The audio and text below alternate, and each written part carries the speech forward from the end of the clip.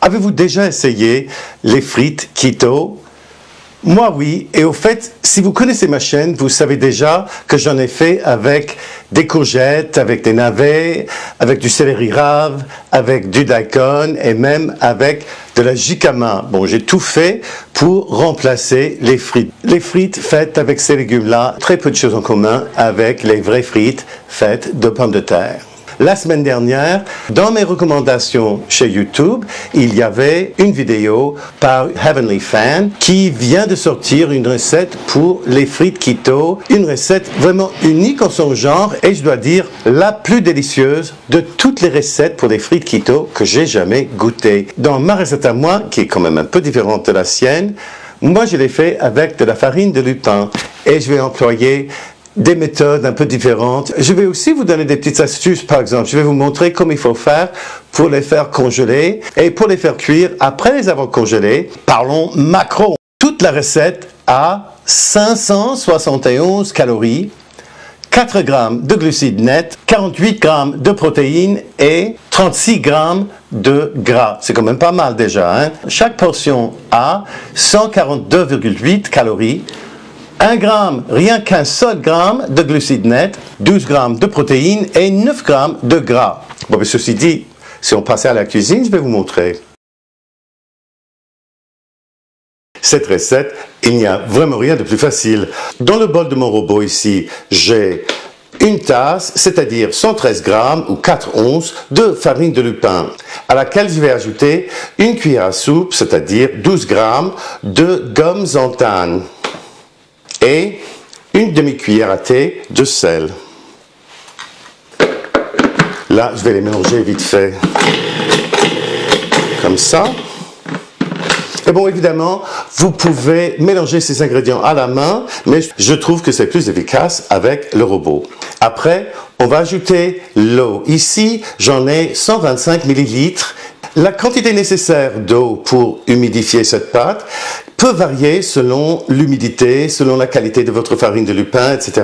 Ce que je vais faire, je vais en ajouter tout, sauf une cuillère à soupe d'abord.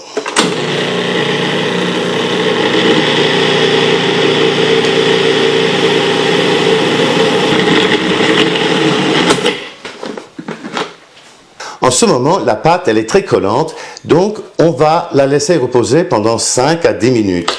Une dizaine de minutes après, je vais le pétrir pour m'assurer que tous les ingrédients sont bien incorporés et que la pâte est aussi homogène que possible.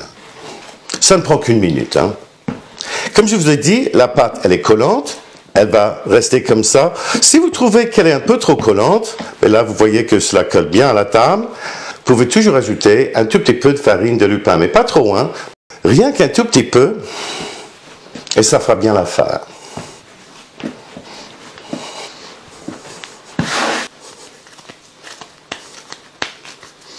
Et voilà, c'est à peu près ça. Pour l'étendre, le plus facile, c'est de le faire entre deux feuilles de papier sulfurisé, je trouve. Et là,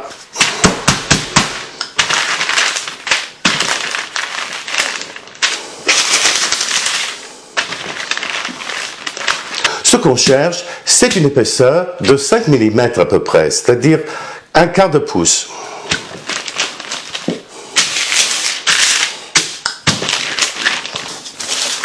Et puis voilà, elle est belle, hein, cette pâte. Et tout ce qu'il nous reste à faire, c'est de couper cela en frites. Alors là, je vais couper en deux d'abord.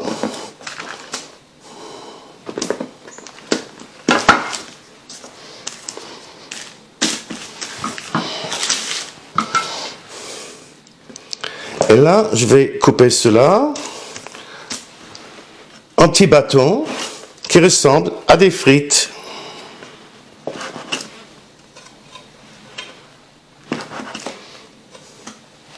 Une petite astuce que vous allez aimer, je crois. Là, c'est à ce point-là où on peut les faire congeler si on ne veut pas les manger toutes tout de suite.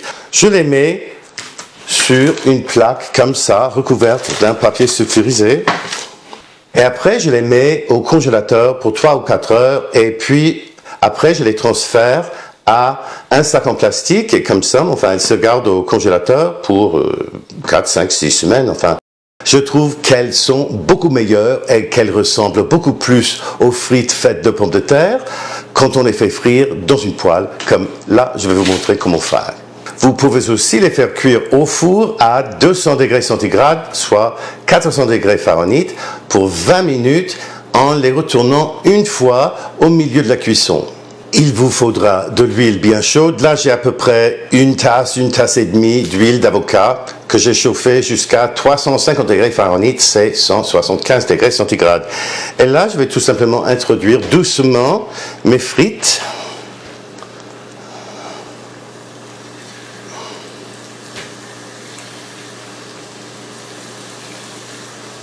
Faites attention de ne pas faire d'éclaboussures.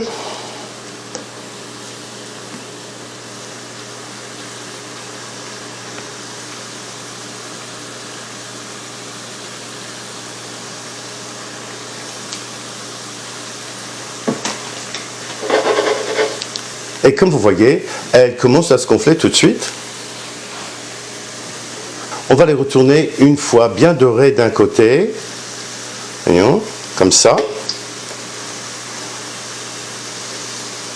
Quand elles sont dorées à votre goût, sortez-les de la poêle et mettez-les dans une assiette recouverte d'un torchon en papier pour absorber l'excès d'huile.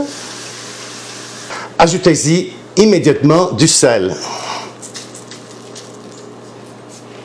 J'attends toujours quelques secondes avant d'introduire d'autres frites dans l'huile pour laisser à l'huile le temps de se réchauffer.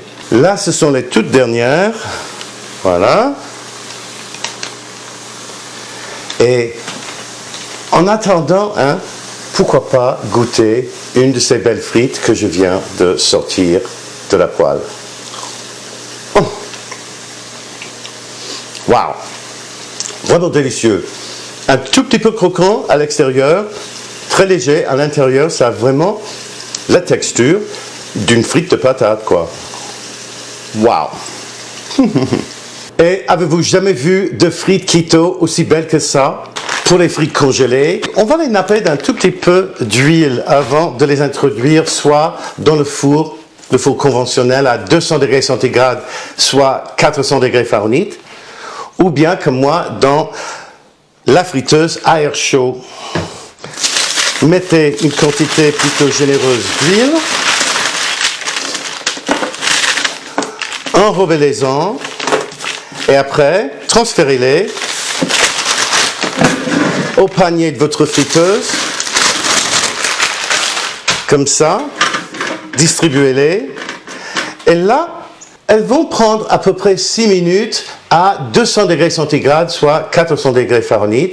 Et évidemment, au milieu, comme avec les frites normales, on va les secouer un tout petit peu pour qu'elles se dorent de manière égale de tous les côtés.